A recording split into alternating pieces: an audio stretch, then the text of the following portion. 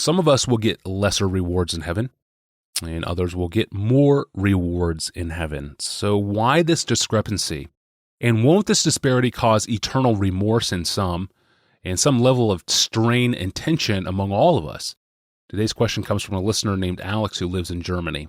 Hello, Pastor John. You've talked about rewards in heaven in one of your answers to a listener's question. Episode number 417, Is God More Happy with Other Christians Than Me? There you mentioned that God rewards faithfulness, not fruitfulness.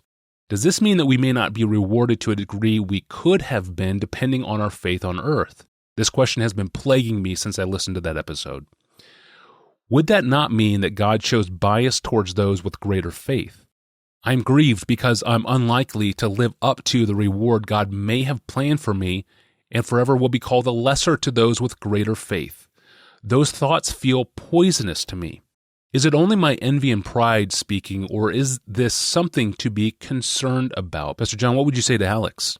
About 10 years ago, I recorded a section from Jonathan Edwards' sermon on Romans 2:10, which I think is one of the most beautiful, mind-expanding, heaven-displaying, Scripture-opening, hope-awakening passages that I've ever read anywhere outside the Bible. Wow. So I want to do that again here and give it fresh exposure. This comes from Volume 2 of the Works of Edwards, published by Banner of Truth. I wasn't able to find it in the Yale Works, so if it's there, maybe Tony can point you to it. But I looked for it today and I couldn't find it.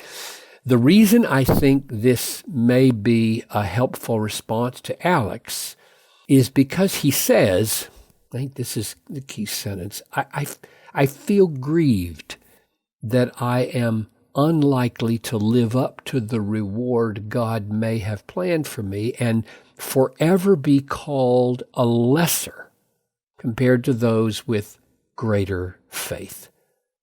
Those thoughts feel poisonous to me. Okay, that's what I want to change. I want to remedy, because I think there really are distinctions in reward in heaven, and they're not poisonous, and we're not going to feel envious or resentful.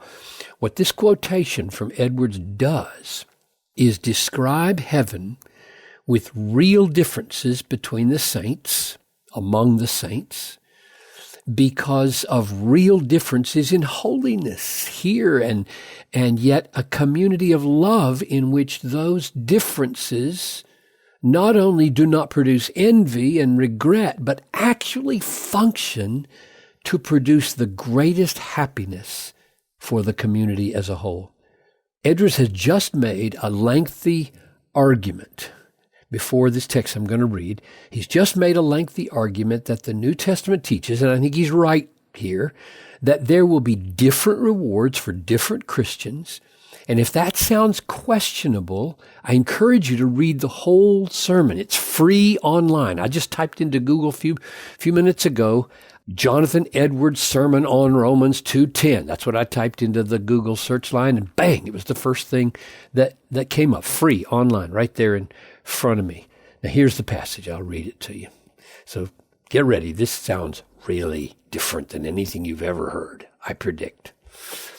Christ tells us that he who gives a cup of cold water to a disciple in the name of a disciple shall in no wise lose his reward. But this could not be true if a person should have no greater reward for doing many good works than if he did but few. It will be no dampening to the happiness of those who have lower degrees of happiness and glory, that there are others advanced in glory above them. For all shall be perfectly happy. Everyone shall be perfectly satisfied. Every vessel that is cast into the ocean of happiness is full, though there are some vessels far larger than others. And there shall be no such thing as envy in heaven, but perfect love shall reign through the whole society. Those who are not so high in glory as others will not envy those that are higher, but they will have so great and strong and pure a love to them that they will rejoice in their superior happiness. Their love to them will be such that they will rejoice that they are happier than themselves, so that instead of having a dampening effect on their own happiness, it will add to it. They will see it to be fitting that the ones who have been most eminent in works of righteousness should be most highly exalted in glory, and they will rejoice in having that done that is fittest to be done. There will be a perfect harmony in that society. Those that are most happy will also be most holy, and all will be perfectly holy and perfectly happy. But yet there will be different degrees of both holiness and happiness according to the measure of each one's capacity. And therefore, those that are lowest in glory will have the greatest love to those that are highest in happiness, because they will see most of the image of God in them. And having the greatest love to them, they will rejoice to see them the most happy and the highest in glory. And so, on the other hand, those that are highest in glory, as they will be most lovely, so they will be fullest of love. As they will excel in happiness, they will proportionally excel in divine benevolence and love to others, and will have more love to God and to the saints than those that are lower in holiness and happiness. And besides, those that will excel in glory will also excel in humility. Here in this world, those that are above others are the objects of envy, because others conceive of them as being lifted up with it. But in heaven it will not be so. But those saints in heaven who excel in happiness will also excel in holiness and consequently in humility. The saints in heaven are more humble than the saints on earth. And still, the higher we go among them, the greater humility there is. The highest orders of saints who know the most of God see most the distinction between God and themselves, and consequently are comparatively least in their own eyes, and are so most humble.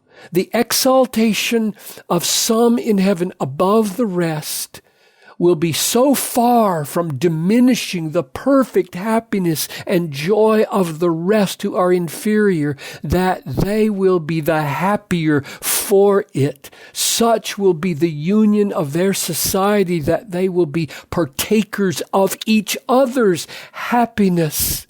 Then will be fulfilled in its perfection that which is declared in 1 Corinthians 12:22.